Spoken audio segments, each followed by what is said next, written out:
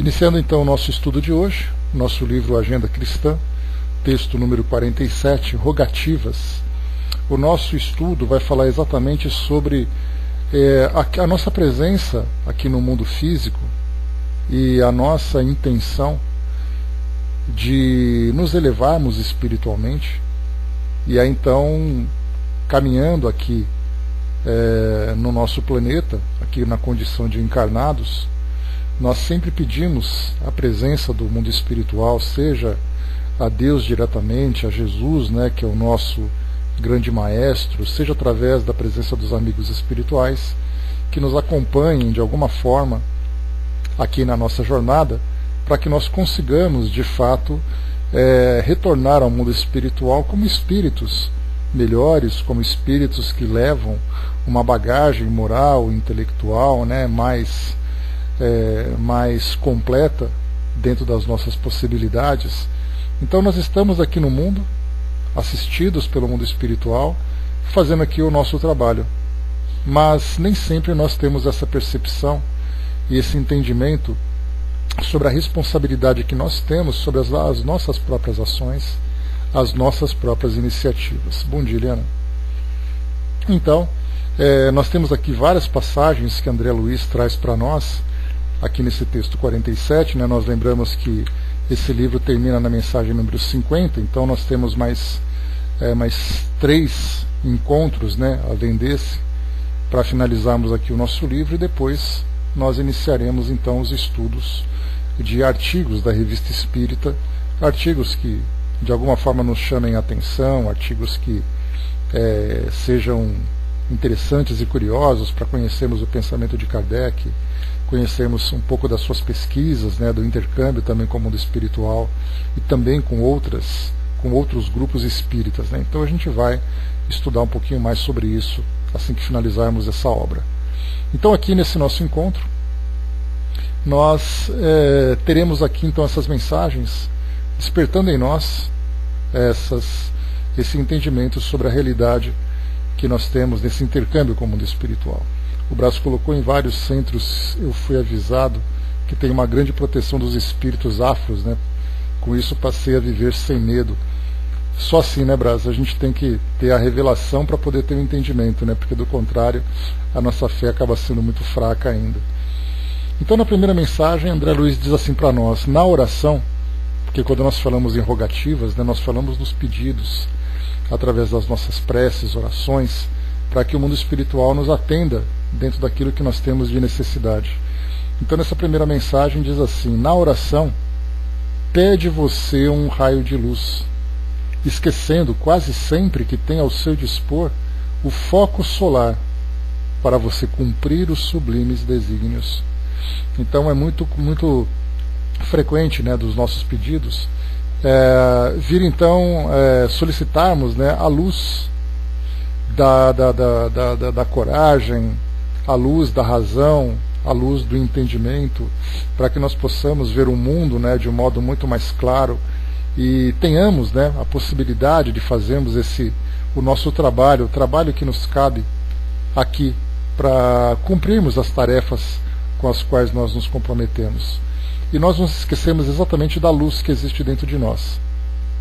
Naquela passagem dos Evangelhos, que Jesus diz, né, que nós devemos deixar brilhar a nossa própria luz, nós nos esquecemos que nós já viemos para cá munidos dessa iluminação.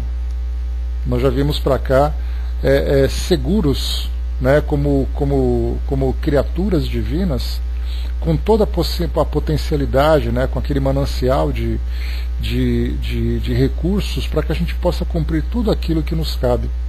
Nós temos as nossas fraquezas, né, e sempre temos à nossa disposição, né, o amparo do mundo espiritual para nos mantermos em equilíbrio, nos mantermos fortalecidos, mas nós acabamos criando uma dependência muito grande com esse amparo, exatamente por nos esquecermos da grande força que existe dentro de nós. Nós vemos, né, nos textos que falam sobre a vida no mundo espiritual, nesses livros que nós temos estudado, os mentores, os instrutores do plano espiritual, que fazem esse trabalho não apenas de acolhimento dos espíritos que chegam muitas vezes de uma forma desequilibrada, mas para fazer com que eles mesmos se reconheçam por aquilo que eles são, se reconheçam em sua força, se reconheçam em suas capacidades, percebendo, né, que essa fraqueza que nós temos, ela é resultado das escolhas equivocadas que nós fazemos. E então nós vamos sendo constantemente bombardeados, né, por efeitos negativos daquilo que nós causamos com as nossas escolhas, e isso vai nos enfraquecendo cada vez mais. A partir do momento em que a nossa consciência começa a se esclarecer, e nós estamos passando por esse processo de esclarecimento, e começamos a fazer as escolhas certas, tomarmos então as melhores iniciativas, nós vamos não apenas evitando, né, que esses efeitos nos atinjam, que as dores venham nos despertar, mas nós vamos adquirindo cada vez mais segurança e, consequentemente, mais força também, porque essa segurança, essa estabilidade que nos fortalece, mostrando exatamente o nosso grande potencial. E aí então nós atribuímos também, né, que essa força veio de Deus, porque é uma força exterior que nos invade, que nos envolve, sendo que na verdade é uma força que brota de dentro de nós mesmos. Então, se nós tivéssemos o conhecimento do nosso potencial, da força criadora e da força produtiva que nós temos, nós daríamos passos muito mais seguros e muito mais confiantes, certos de que as nossas escolhas vão realmente nos elevar, vão nos trazer a felicidade que nós desejamos. Então nós pedimos a luz do mundo espiritual, ilumine a nossa consciência, nos ilumine, nos fortaleça, nos esquecendo de que nós estamos aqui com toda essa bagagem, com todo esse nosso potencial. É o que a gente pede, né, Tic Tac? A gente fala dessa força, a gente fala desse amparo, né, porque para nós é algo genérico. Então, conforme a gente vai estreitando cada vez mais esse nosso entendimento, nós vamos percebendo que essa força, na verdade, ela é representada pela coragem, pelos valores que vão nos direcionando, vão moldando o nosso modo de ver o mundo, de pensar sobre aquilo que acontece no mundo. Então a gente vai estreitando cada vez mais e vamos vendo, né, tudo aquilo que existe de instrumento dentro de nós que pode ser utilizado para que tenhamos, né, uma caminhada, uma jornada muito mais equilibrada. Depois nós temos aqui também: seu espírito suplica uma réstia de amor, e em torno a humanidade aguarda a manifestação da sua capacidade de amar.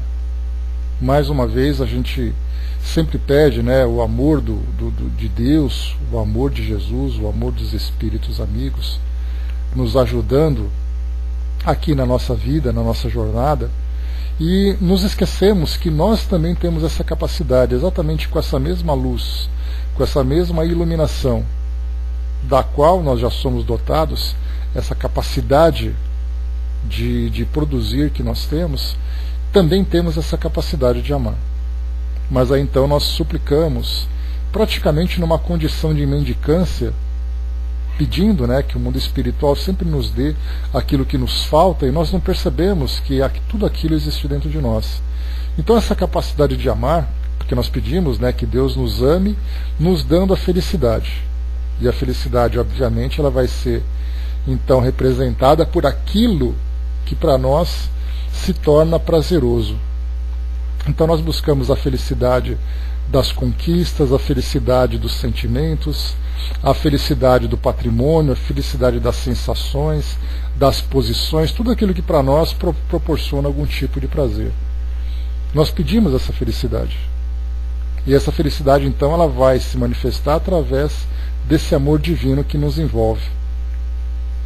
E nós nos esquecemos então que o verdadeiro amor é aquele que vai nos transformar em seres melhores, em seres mais caridosos, em seres mais tolerantes, aqueles que respeitam a si mesmo, aqueles que respeitam tudo aquilo que existe à sua volta. Eu me lembro de uma mensagem que eu li essa semana, que dizia assim, né, que se nós formos capazes de amar os menores seres que existem no nosso mundo, nós seremos capazes de amar a todos. Então, na verdade, é um amor que existe dentro de nós, É esse amor que precisa ser compartilhado através das nossas escolhas, através das nossas ações, através das ideias que nós produzimos, através das palavras que nós emitimos. Esse amor que fala sobre o respeito, o amor que fala sobre a tolerância, o amor que gera uma convivência saudável. Tudo isso existe dentro de nós, basta simplesmente que nós façamos as escolhas certas. Como nós estamos ainda envolvidos com os sentimentos alimentados pelo orgulho, alimentados pela vaidade, pelo egoísmo, nós geramos sempre conflitos em torno de nós. Então nós pedimos o amor do mundo espiritual e nós oferecemos aquilo que existe de pior em nós. Se nós fizermos uma transformação naquilo que nós enviamos, nós não seremos apenas aqueles que são os intermediários do mundo espiritual. Recebemos o amor divino e oferecemos o amor divino, mas nós seremos aqueles que são capazes também de gerar esse próprio amor. Então nós pedimos esse pequeno amor do mundo espiritual, e nós vemos à nossa volta o mundo necessitado de amor. E muito mais do que isso, quando nós falamos dessa capacidade nossa de amar, nós pensamos sempre aquele amor caritativo, que acaba sendo compartilhado através dos grandes trabalhos sociais, dos trabalhos de caridade onde nós participamos então das grandes instituições, sendo que na verdade essa capacidade de amar ela se manifesta através de um olhar, através de um pequeno gesto, através de uma palavra que nós emitimos durante uma conversa, dando a nossa opinião, oferecendo ali o nosso modo de pensar. Essa capacidade de amar se manifesta nas atitudes que nós tomamos no nosso mundo, no momento em que você dirige o seu carro e você respeita aquele que se encontra à sua frente, atrás ou dos lados, aquele que atravessa, aquele que passa pelo nosso caminho. A capacidade de amar no modo como nós nos relacionamos com aqueles que prestam serviços, aqueles que recebem também a nossa atenção de alguma forma. Também através desse mesmo trabalho de caridade moral, André? Sabendo ouvir as pessoas, compreendendo o seu ponto de vista, sabendo ali entendendo que tudo aquilo que ela diz, tudo aquilo que ela pensa é uma resposta de tudo aquilo que ela viveu como experiência pessoal. E isso é uma capacidade de amar. E nós temos essa capacidade, nós não precisamos pedir para o mundo espiritual, pedir para Deus que nos dê paciência. Basta simplesmente que nós sejamos pacientes. Pedimos para Deus que nos dê a capacidade de sermos mais caridosos. Isso não é algo que nós recebemos, é algo que nós desenvolvemos. Nós só precisamos entender exatamente o que é essa capacidade de amar e de que modo que esse amor vai se manifestar através de nós. Porque se nós precisamos de oportunidade para exercer esse amor, nós temos a humanidade, nós temos o palco do mundo simplesmente à nossa disposição. Basta que nós tenhamos a vontade de fazer e procurarmos as oportunidades que nós temos de ser amorosos com as pessoas e com tudo aquilo que existe no nosso meio. Então nós temos essa visão no momento que nós estudamos, mas nós não pensamos assim no momento em que nós agimos. Porque no nosso cotidiano, cada situação da nossa vida é uma condição, uma forma, é uma oportunidade que nós temos de exercitar esse amor, de manifestar essa nossa capacidade de amar. Depois nós temos aqui: roga você a concessão de encargos que o habilitem a colaborar com a sabedoria divina, e esquece que milhões de seres estão à espera de sua disposição de servir em nome do Pai Celestial. É a mesma ideia que nós temos, para nós espíritas principalmente, que temos essa proximidade com os espíritos que nos instruem de uma forma contínua e de uma forma muito mais clara, já que cada uma dessas passagens que nós estamos lendo, elas nada mais são do que uma releitura dos ensinamentos que Jesus já tinha trazido para todos nós.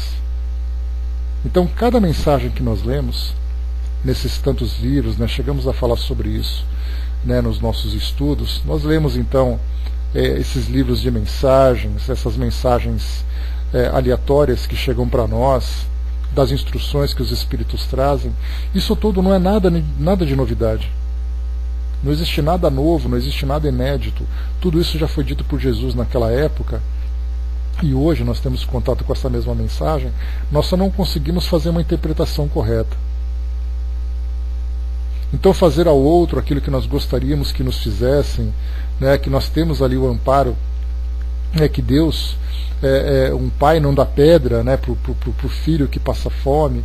Enfim, nós temos tantas e tantas parábolas e orientações que falam sobre isso, e que nós queremos nos aproximar mais das esferas mais elevadas do plano espiritual, nós queremos fazer parte dessa esfera mais elevada do plano espiritual, e para isso nós pedimos então a oportunidade de crescimento.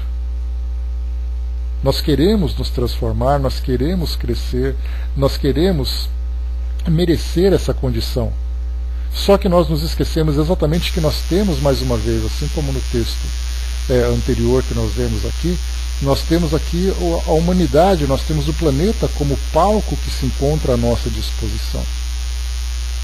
Então não precisamos que Deus nos ofereça um encargo especial, que eu tenha oportunidade, né? Porque muitas vezes nós vemos, né, irmãos que fazem esses pedidos, dizendo assim, né, que eu gostaria de fazer parte de alguma atividade, que eu tivesse esclarecimento através, né, de uma mensagem que me mostrasse uma direção que eu possa seguir, e muitas vezes até mesmo naqueles momentos de uma crise existencial, dizendo, por exemplo, né, que eu queria entender qual é o sentido da minha existência.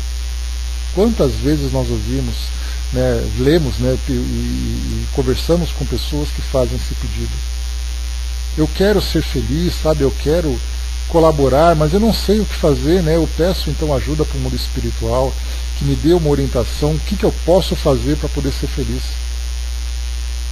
E aí então nós olhamos à nossa volta, olhando para o céu, pedindo essa orientação, e à nossa volta, mãos estendidas, oportunidades de trabalho, e serão exatamente essas oportunidades que vão nos proporcionar esse crescimento. Nós pensamos assim, olha, eu preciso fazer parte de um centro espírita, eu preciso frequentar uma igreja, eu preciso ir para algum lugar que me ajude a me transformar, e na verdade nós percebemos que existe em nós uma imaturidade, que não percebemos não apenas o nosso próprio potencial, mas entendemos também de que modo que esse amor divino vai se manifestar através de nós, através de tudo aquilo que nós fazemos no próprio mundo que nós vivemos. É que às vezes nós fazemos comparações, e nós vemos então ali aqueles grandes trabalhos, né, que tem ali grandes resultados, que são muito patentes para nós, aquela quantidade de pessoas sendo ajudada, né, aquela movimentação de mercadorias, de produtos que são oferecidos para cá e para lá, pessoas que se destacam na mídia de alguma forma, e de repente nós nos vemos aqui simplesmente soltos, isolados e abandonados no mundo. E nós imploramos então que nós tenhamos também uma oportunidade. E nós precisamos nos filiar em algum lugar para que esse nosso esforço seja bem direcionado através dessa organização. Mas nos esquecemos mais uma vez que à nossa volta existem ali tantas e tantas e tantas oportunidades que podem ser aproveitadas das mais variadas formas.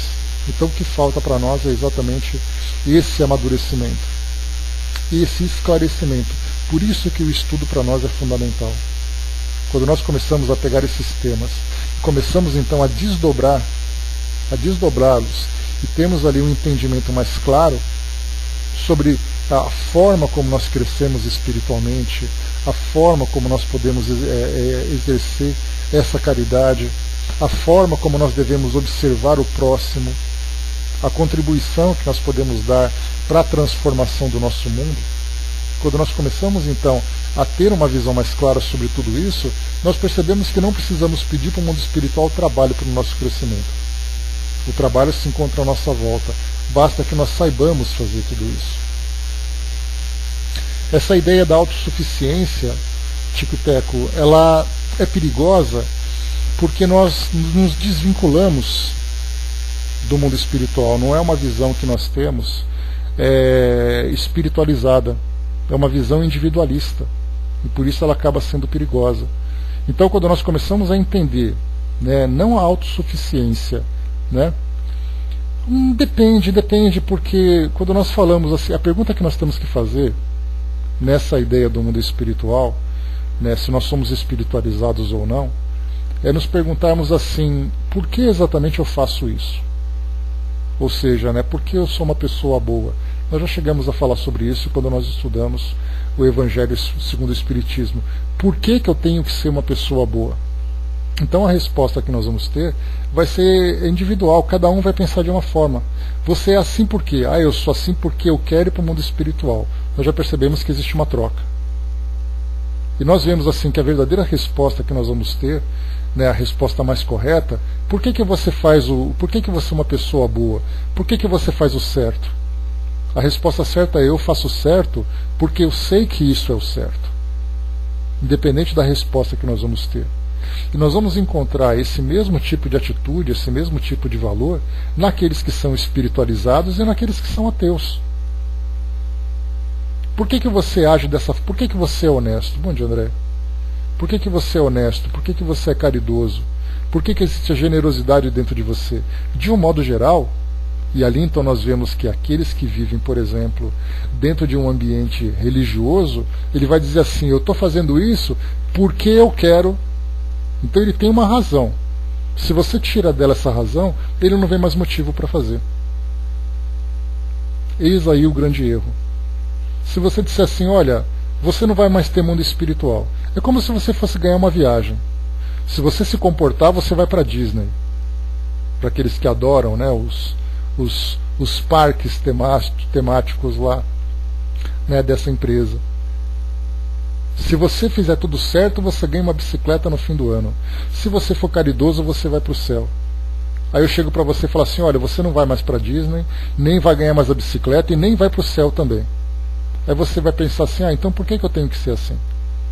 Já que a gente lembra que exercer, vivenciar essas virtudes exige de nós, na grande maioria das vezes, um esforço muito grande, principalmente o esforço da renúncia.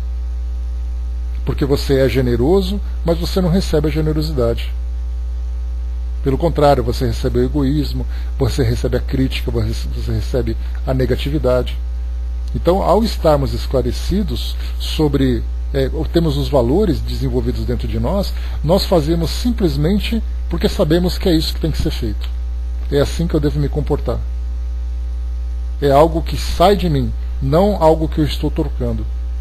Então não importa ser ateu, religioso, como eu falei para vocês, a grande maioria daqueles que esperam uma troca do mundo espiritual, esperam uma troca com Deus porque você foi um bom menino e você vai receber um presente para o final, esse comportamento se encontra muito mais entre os religiosos do que os ateus. Porque essa ideia que tem, né,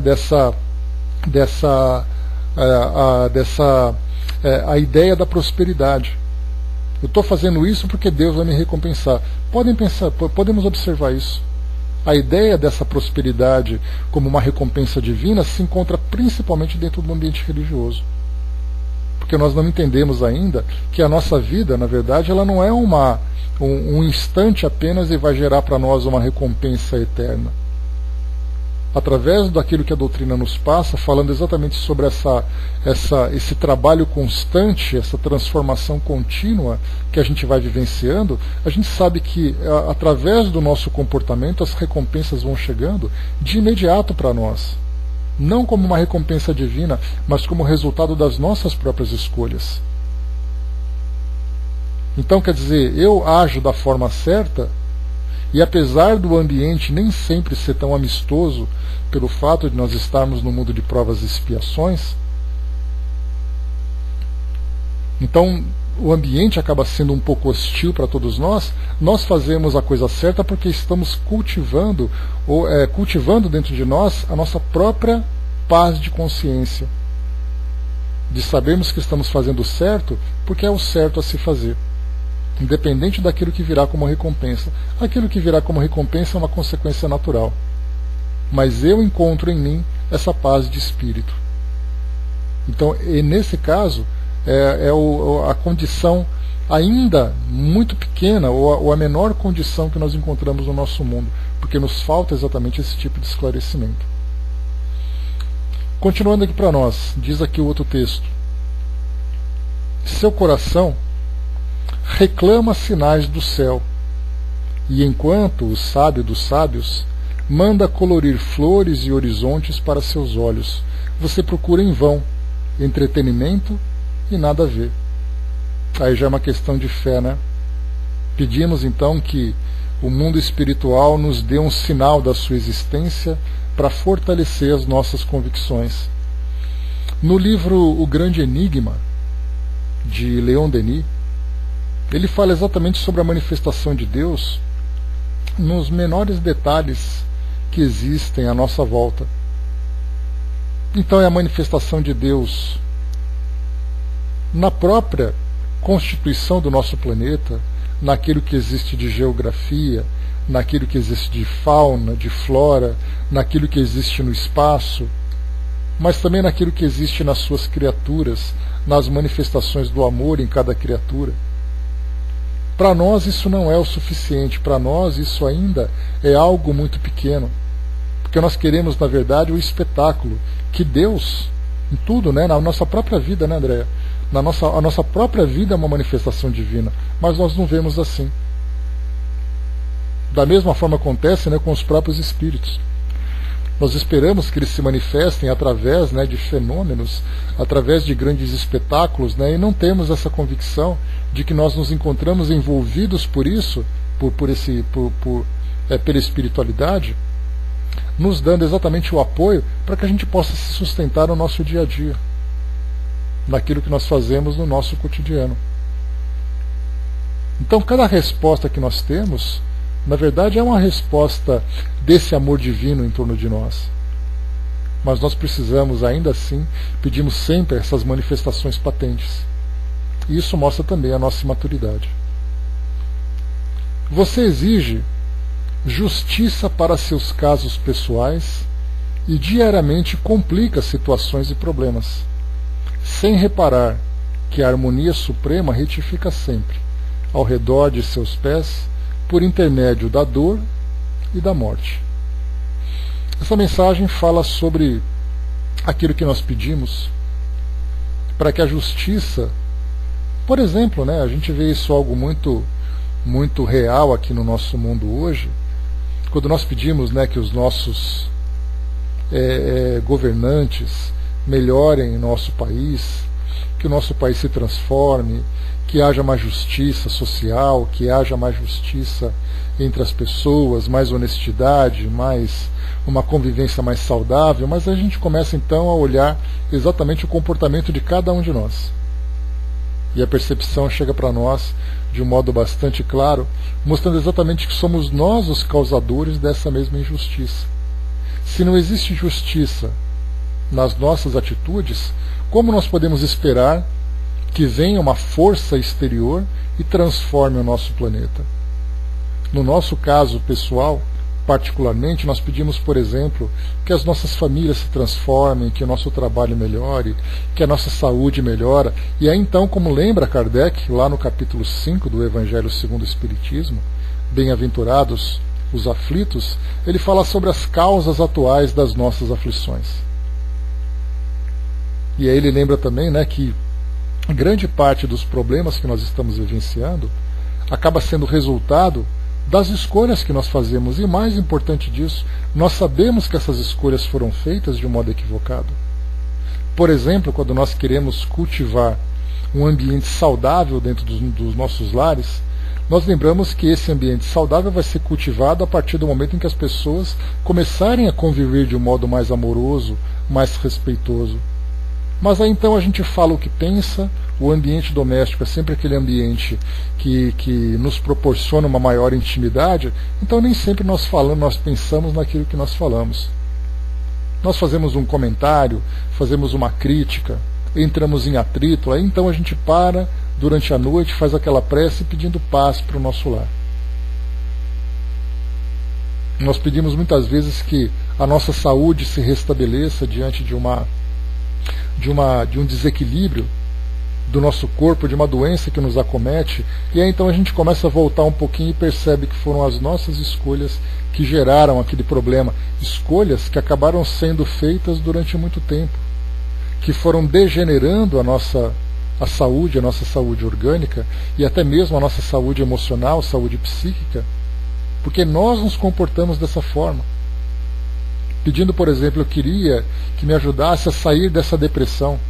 E aí começa a ver o modo de vida da pessoa, percebe que foi ela mesma que entrou nesse labirinto, né, de sentimentos desequilibrados e não consegue sair. Então por isso coloca para nós que você exige justiça para os seus casos pessoais e diariamente complica situações e problemas. Exatamente, o propósito da nossa existência é chegar nessa perfeição. Mas ela parece estar tão distante de nós, né, que a gente acha que nunca vai ser alcançada. Só que é um trabalho contínuo, é um trabalho árduo que nós fazemos diariamente na nossa vida. E eu falo diariamente porque aquilo que eu falo hoje pode repercutir de uma forma muito negativa no nosso futuro. Amanhã podem surgir situações que também vão gerar para mim grandes complicações. Então todo mundo quer ser perfeito, todo mundo quer ser feliz, todo mundo quer ir para o paraíso, quer dizer, todo mundo quer. Mas a grande dificuldade que eu tenho é exatamente o trabalho que eu preciso fazer para chegar até lá. Essa imaturidade espiritual que nós ainda temos acaba dificultando certamente essa nossa visão. Essa visão mais objetiva, essa visão de saber exatamente o caminho que nós temos que alcançar. A maturidade espiritual nos proporciona isso. Então, eu sei o que eu tenho que fazer para chegar lá. Eu sei o modo como eu tenho que viver para poder alcançar essa condição. Só que nós vivemos ainda nessa nossa imaturidade e nós somos muito impulsivos. Nós somos inconsequentes e irresponsáveis. A gente faz uma coisinha aqui, uma coisinha ali para resolver depois. Então a gente vai, na verdade, adiando. Porque nos falta exatamente essa maturidade, nos falta essa convicção. Você deseja, diz aqui o texto para nós, você deseja oportunidades de crescimento e ascensão na espiritualidade superior, mas frequentemente foge aos degraus do esforço laborioso e humilde de cada dia, concedidos a você pela infinita bondade a título de misericórdia. Ou seja, essa bondade divina, a título de misericórdia, nos oferece sempre a oportunidade de crescimento. Só que nem sempre essa oportunidade ela é bem vista por nós. Porque, por exemplo, se chega para nós, por exemplo, uma doença. Desculpe. Uma doença que, como a gente lembra, né, Emmanuel e tantos outros espíritos nos esclarecem a respeito disso, o significado da doença, porque tem até uma mensagem que ele diz assim que não existe a doença, existe o doente. Significa que vem despertando a nossa atenção para que a gente mude os nossos hábitos, para que a gente tenha cuidados, né, com as escolhas que nós fazemos para manter a nossa saúde. Nós temos, por exemplo, os atritos que nós vivemos com as pessoas que servem para poder, não para nos aborrecer, para nos causar essa dor, mas para despertar em nós essa visão de saber exatamente o porquê que aquelas coisas estão erradas, o que eu posso fazer para modificar aquilo tudo. Não são mudanças imediatas, muitas vezes são mudanças que vêm a longo prazo, mas como foi colocado aqui no início para nós, que nós desejamos essa oportunidade de crescimento. Então, eu desejo crescer espiritualmente, eu desejo me transformar positivamente. E aí então a gente começa a enfrentar todas essas situações que para nós são vistas como dolorosas, mas que na verdade são dolorosas pela resistência, pela intensidade da resistência que nós ainda apresentamos. Então nós vamos sofrendo, porque nós estamos adiando essa transformação. Então as oportunidades, como foi colocado para nós aqui, os degraus do esforço laborioso e humilde de cada dia se encontram ali presente diante de nós de uma forma muito clara, mas a gente sempre procura fugir dessas situações dolorosas, porque nós queremos as facilidades. Nós queremos que a nossa vida seja suave, que a nossa vida seja tranquila, só que nós não estamos em condições ainda de vivenciar essa suavidade. Por que nós não estamos em condições? Não porque nós não tenhamos merecimento. Mas é aquela história que eu sempre coloco para vocês, é colocar, por exemplo, uma criança numa loja de doces. Ela não vai conseguir se conter e saborear todas aquelas guloseimas de um modo equilibrado para manter a sua saúde, apenas para poder adoçar a boca. Ela vai querer abusar. Então, quando nós temos uma vida tranquila, o que nós fazemos? Nós aproveitamos essa tranquilidade para criar problemas. Então, na verdade, esse esforço laborioso e humilde de cada dia que é colocado para nós, fala exatamente, principalmente do trabalho moral que nós temos que realizar. É aquele esforço constante, né, de colocar ali a humildade, de colocar a paciência, de pôr a tolerância, de exercitar todos aqueles valores, né, de saber perdoar, de saber ver as diferenças, de saber colaborar com aquele que precisa, aquele que se encontra numa condição diferente, aceitar um pensamento adverso do nosso. No momento em que nós começamos então a modificar esses nossos valores e não mais sofrer com essas diferenças, com esses atritos, com essas situações que para nós são dolorosas, isso já mostra que nós conseguimos crescer. E é então, como diz no início, que nós queremos oportunidade de crescimento e ascensão na espiritualidade superior, a resposta virá exatamente pelo modo como nós vivenciamos isso. Não é fazer com que nós saiamos do nosso mundo, aqui que nós vivemos, para poder viver no mundo dos espíritos felizes. Aqui mesmo, nós podemos viver essa felicidade pelo nosso modo de viver. O Brás lembrou aqui que Emmanuel diz que quando o obreiro está pronto, sempre aparece a obra. E dá para a gente acrescentar, Brás, que todos nós, de alguma forma, somos obreiros. Só que nós temos aqueles obreiros que são mais avançados e aqueles que são menos avançados. Mas se nós pegarmos, por exemplo, numa grande construção, numa grande empreitada, nós temos aquele que é o simples operário, aquele auxiliar de construção, auxiliar de servente, até aquele que é o diretor da engenharia daquele projeto. Então ninguém fica ocioso e ninguém deixa de ter oportunidade de trabalho. Então, mesmo que nós tenhamos uma capacidade muito pequena, nós teremos um trabalho compatível, basta que a gente tenha vontade de fazer. Porque muitas vezes ficamos assim, eu estou esperando eu crescer um pouco mais porque eu ainda não estou pronto. Nunca vai estar pronto. Mas na verdade nós sempre vamos desenvolvendo a cada dia uma capacidade um pouco maior. Então somos estimulados o tempo todo para crescer. Basta que nós tenhamos essa visão. E a primeira transformação, sem dúvida nenhuma, somos nós mesmos. E para finalizarmos, vem aqui uma pergunta que ele faz para poder concluir esse raciocínio. Se sempre está rogando felicidade eterna, recusando os recursos para adquiri-la, que espera você do caminho? Ou seja, nós pedimos então, queremos ser felizes, queremos crescer, queremos nos transformar, e aí o mundo vai oferecendo oportunidades para nós que nós vamos recusando. É aquela história do início, né, que nós comentamos. Aquele indivíduo, né, que se encontra então em cima daquela casa no meio da enchente, pedindo ajuda o tempo todo, e ele vai recusando, até o momento em que ele sucumbe. E aí então fica aquela pergunta quando Deus faz: mas eu te mandei todos aqueles auxílios, te mandei aquele tronco, te mandei aquele barco, te mandei o helicóptero para te resgatar e você recusou. O que você quer que eu faça? Então nós queremos crescer espiritualmente. Eu quero ser uma pessoa mais pacífica. A paz começa dentro de nós. E essa paz existe exatamente sustentada pelos pilares da paciência. Se eu tenho paciência com as pessoas, ninguém me aborrece. Se eu tenho tolerância, as diferenças não me aborrecem. Se eu sou capaz de perdoar, as ofensas não me aborrecem. Não que eu ficarei passivo diante disso, mas eu saberei não mais ser ofendido e saberei lidar com aquilo que me atinge. Se por acaso a doença me atinge, eu serei paciente para poder tratá-la e saberei também evitar que a causa aconteça. Então eu vou ter paz dentro de mim. Então a paz, na verdade, ela depende dessa transformação. Não adianta a gente chegar para Deus e pedir assim: ó Deus, me dê paz. Sou eu que tenho que conquistar essa paz. O que nós vamos ter quando nós fazemos essas nossas rogativas será receber os estímulos necessários para desenvolver esses valores em nós. Eu quero ser uma pessoa feliz, então vamos construir a felicidade, tirando o foco daquilo que para nós é exterior e começamos então a valorizar aquilo que existe dentro de nós.